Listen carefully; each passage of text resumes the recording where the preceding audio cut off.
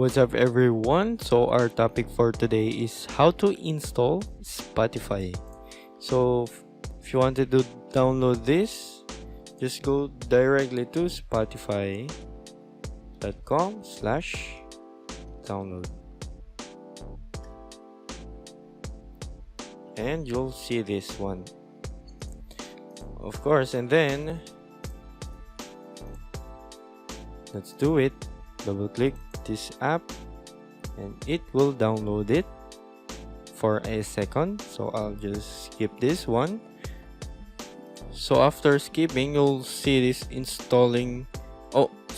After downloading, you'll see this install Spotify, and just wait for a second. It will show up and we'll try to log in. Okay, so now we're in. So enjoy and always enjoy and play your music now. You can also here you can search music you wanted or made for you.